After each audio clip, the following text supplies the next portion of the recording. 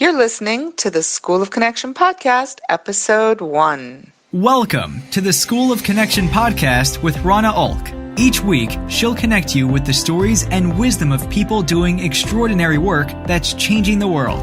If you're hungry for growth and love inspiration, you're in the right place. Each episode will give you practical insights and ideas that you can take action on starting today. And now, your host, founder and chief connectologist, Rana Olk. Hi, everyone, and welcome. I'm your host, Rana Olk, founder and chief connectologist at the School of Connection. Today, we're going to talk about a diminishing skill and art within our digital age. It's one of the pillars of creating happy relationships and better human connections in all spheres of life. And as my guest states, I have to agree wholeheartedly, it's a skill that requires awareness and conscientious practice, at least for the majority of us, those of us who aren't superhuman. So Angie Flynn McIver is my guest. She is the founder and president of Ignite Coaching, Speaking, and Presenting, and she brings a unique perspective to her work from her background in acting, directing, and producing theater. I really love this because I've taken acting classes myself, and I can attest to how effective they were in teaching the skills of observation and listening and empathy. And so I'm really excited for our conversation. Angie, welcome very much. Thank you so much. I'm so excited to be with you. Me too. And just for those of you who are curious, Angie and I met in Seth Godin's marketing seminar. It is, if you don't know what it is, you need to look it up. Let's just put it that way. We are huge fans of Seth Godin and what the marketing seminar has done for us.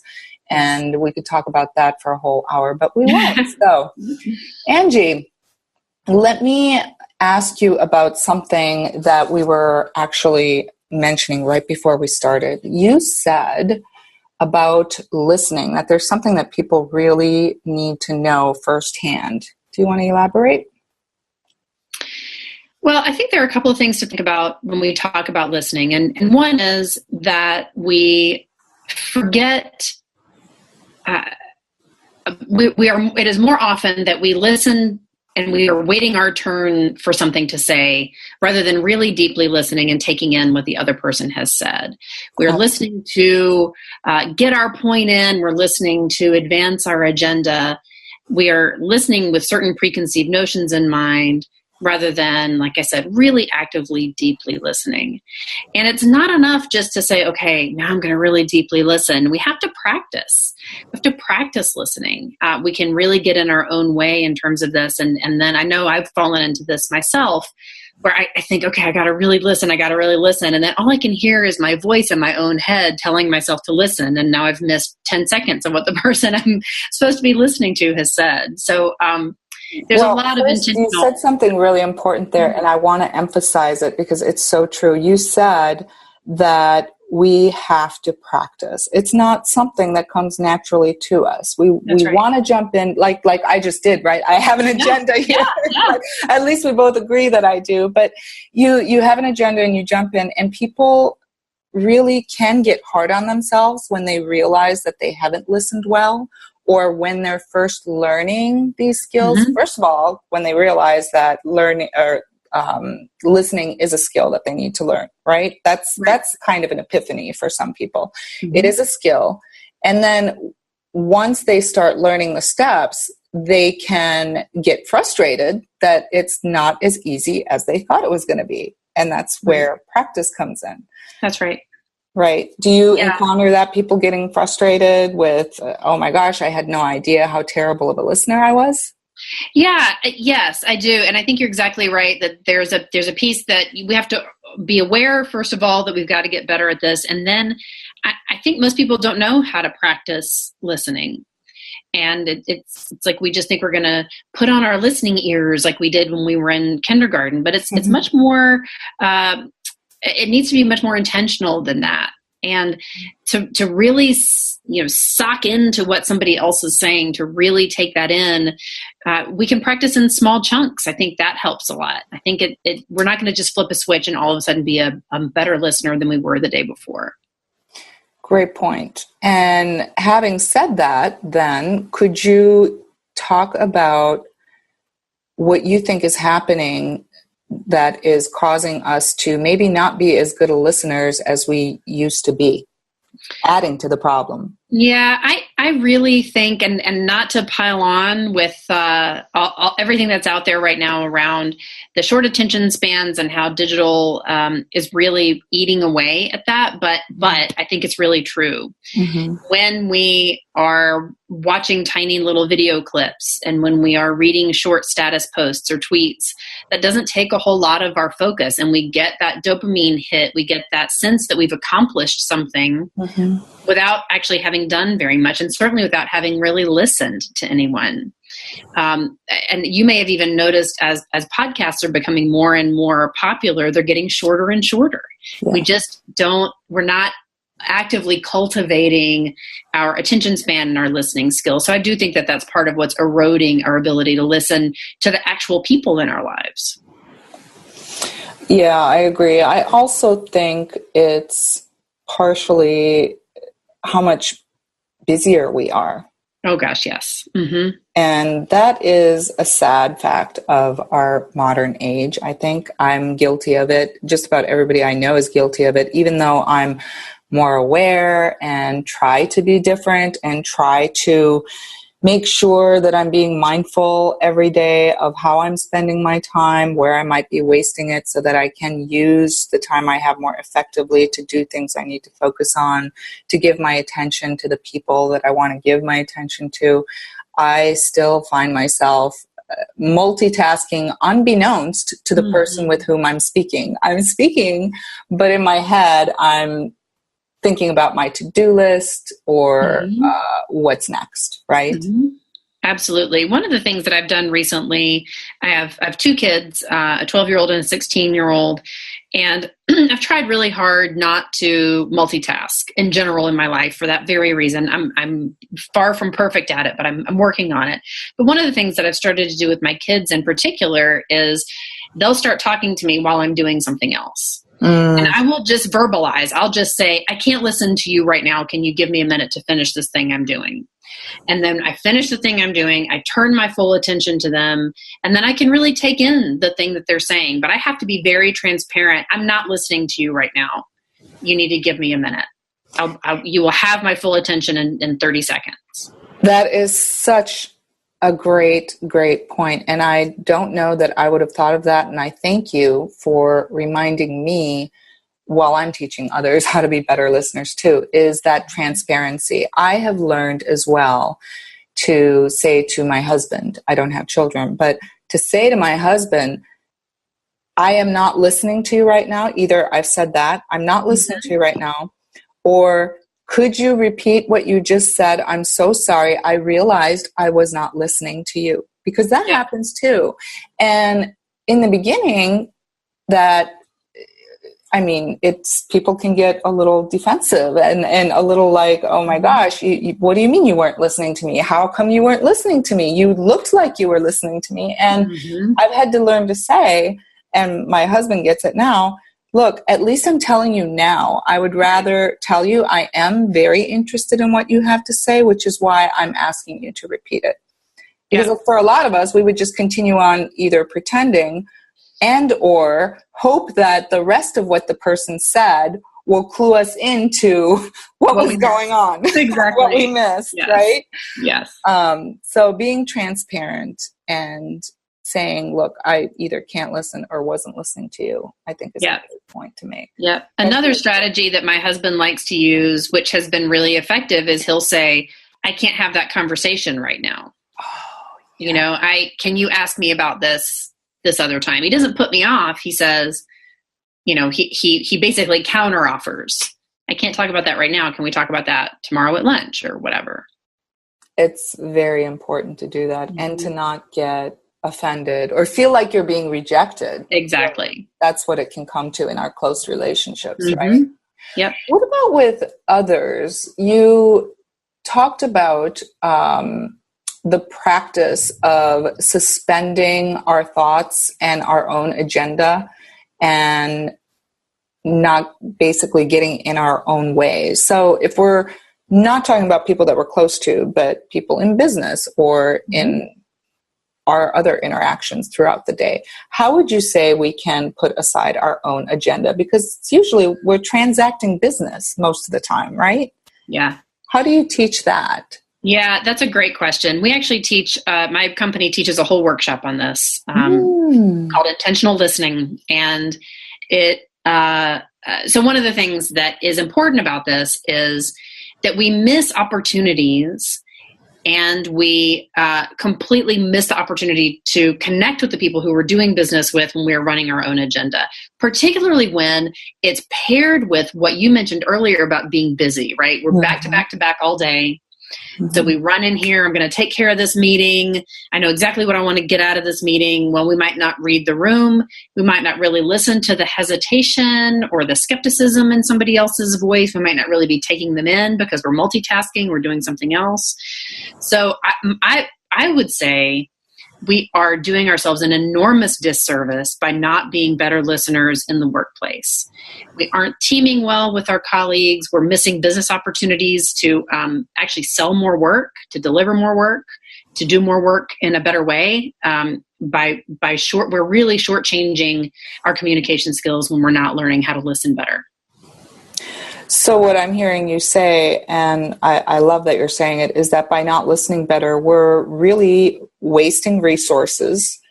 For businesses, you could be leaving money on the table. Absolutely. In fact, the reason that we started this workshop originally for one of our clients was they were saying, we've got all these people out in the field who are being asked by current clients, hey, I have a question about this. Can you help me with it? And instead of really listening, the recipient of the question was saying, no, that's not really my specialty. I don't know how to help you with that. Oh my God. So then they're just dead in the water, right? And that was a business opportunity lost in that moment. Absolutely. And so part of what we're teaching people to do is listen to what they're really saying. They're saying, in that moment, they're saying, I want to continue this relationship. I want to give you more work. I want to explore this opportunity. But in hearing it on a transactional level, they're just hearing, can you tell me about this thing? No, I can't. Right? So we're talking about listening on not just the literal level, but on all of the levels that we do intuitively understand when we take the time to intentionally listen.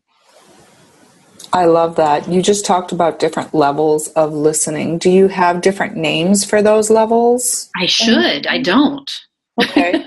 Interesting. All right. I really like that though. And it's basically boiling down to listening being one of those skills that whether it's in our personal life or our business life, it's pretty much indispensable. We're losing the art and skill of it. We're not practicing it very well. And what are some shortcuts if we want to start, say, today to be more mindful and intentional? How can we do that? Well, I think there's a couple of things. One is, as you said earlier, don't expect to build Rome in a day. We're not going to really change this habit overnight. But I think understanding when we're listening to somebody else that they deserve our whole attention. So we should put our phone down.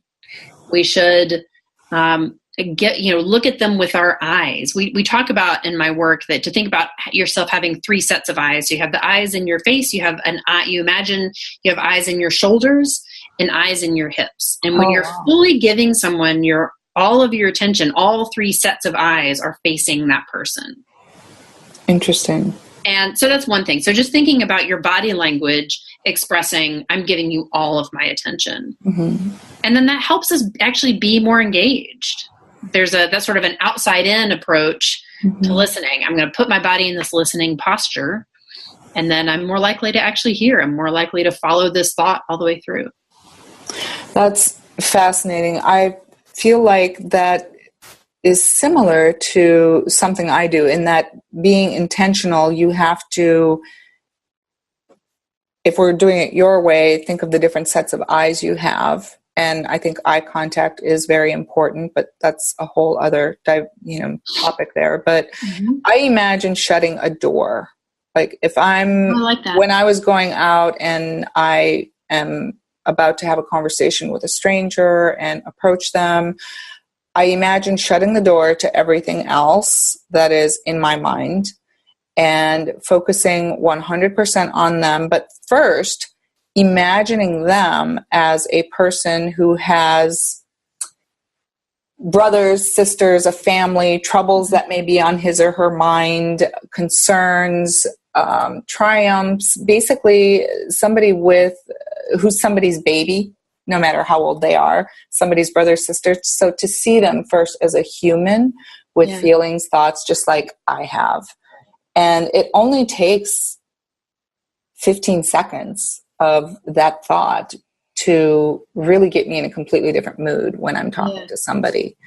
But regardless of how you do it, it's about that awareness and intentionality. As soon as you decide you're going to be intentional, even that makes a big difference, regardless of how you do it, right? Yeah. Yes. So you mentioned earlier, and I think we can't not talk about this before we close, the fact that in our digital age, I mean, it's been such a gift to be able to connect with so many people all over the globe, right? I mean, I'm talking to you face to face now. Our listeners can't see this, but you're in North Carolina. I'm in Florida. I have relatives halfway across the world with whom I can now communicate regularly. We love digital platforms, but they can't possibly be a replacement for real, deep, authentic connections. So you ask, how do we mindfully and intentionally use these digital platforms? Could you say a few words about that? Yeah, I think, yes, I'm just trying to marshal my thoughts for a second, because I have a lot of thoughts about this. Partly, I think we're in a place right now where there is such an explosion of ways that we can connect with each other, and we're so lucky in that way. And then there are some ways where we're not being as thoughtful as we might about how these different platforms work. Just as an example, I love that you and I are doing this face-to-face, even though this is for a podcast, because it makes such a difference to be able to actually talk to a person we can see. Now, I feel like all these conference calls that we're all on all the time would be so much better, and people would be much less likely to multitask during them if you could see the people when you're on the call. But for whatever reason, corporate culture hasn't really as a whole adopted that. So we all call into a line, and people are ordering lunch, and people are driving, and I'm guilty of this too. Oh. But we're not saying, like you said, I'm not intentionally carving out time right now to really connect with these people. I am wedging this in because I can be in all these different places. So I think that there are just some questions to be asked about, are we doing our best work? Are we being our best selves connecting with other people? And how can we make sure that the growth of these digital platforms and our connection alongside of that growth is going in a really positive direction? And I don't know the answers to those questions, but I do think we should be asking them.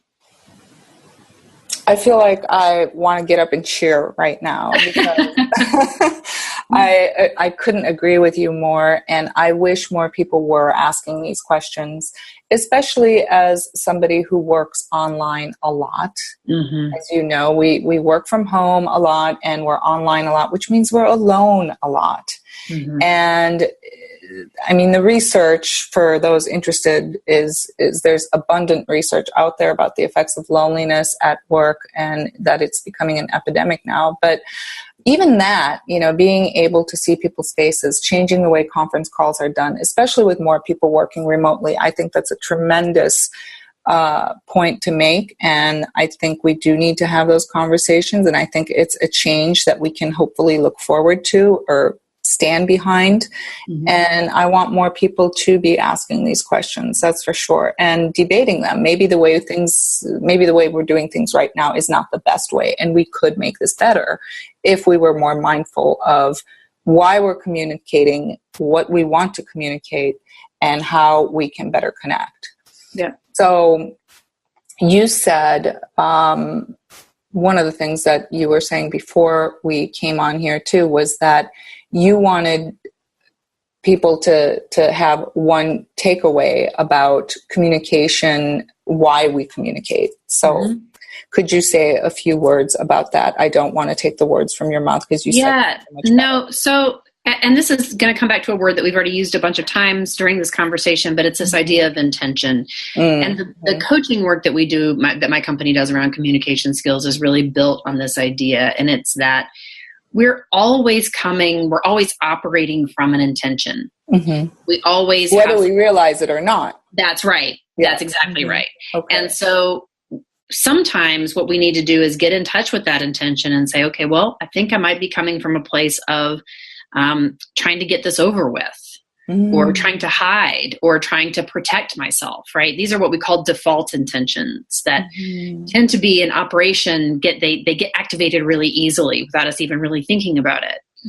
And so acknowledging what those are and what our habitual default intentions are can really help us create this positive intention in communication and thinking about, well, how do I want the person I'm talking to feel? What effect do I want to have from this communication? Where do I want this to go? Which again is a question we don't often ask ourselves, but particularly in challenging conversations or high stakes conversations, we need to get in the habit of asking ourselves those questions, or we really slip into the default intention. Fantastic. I love it. I feel like we could go on for hours and hours, Angie. Truly, this is such an important topic, and I may have to have you on as a guest at some time in the future again, in which case I will put it in the show notes for those who want the follow-up. In closing, is there anything else that you would like to add? A closing tip, a closing comment?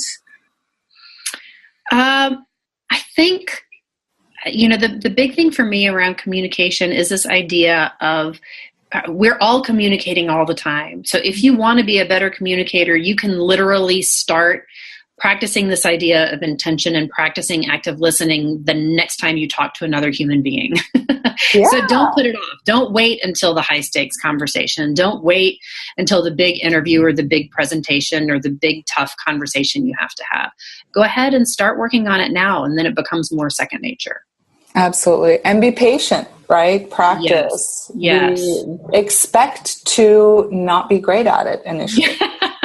And expect unfortunately, for it to be an ongoing process. I have not arrived yet myself. And let's not forget about the realizing 6 hours after you had a conversation that you forgot to be intentional about it. That's right. Oh, that's what I should have said. Exactly. That's exactly right. All right. Well, Angie, thank you so very much for taking the time out today to talk to me. I'm so glad we did this. What I'd like you to lastly tell us is where our listeners can find you if they want to find out more, or is there a blog, something they can sign up to? Yeah, well, our website is Ignite CSP Coaching Speaking Presenting .com, and there's a blog on that site with some great techniques and tips that you can read about, and then all the social media accounts that are associated with our company are there as well. Fantastic. Great. Thank you so much. Thanks, everybody, for listening. Again, this is Rana Olk at schoolofconnection.com. Have a great day. Thanks for listening to the School of Connection podcast. Be sure to hit subscribe so you don't miss out on future episodes, and visit schoolofconnection.com/podcast for the show notes.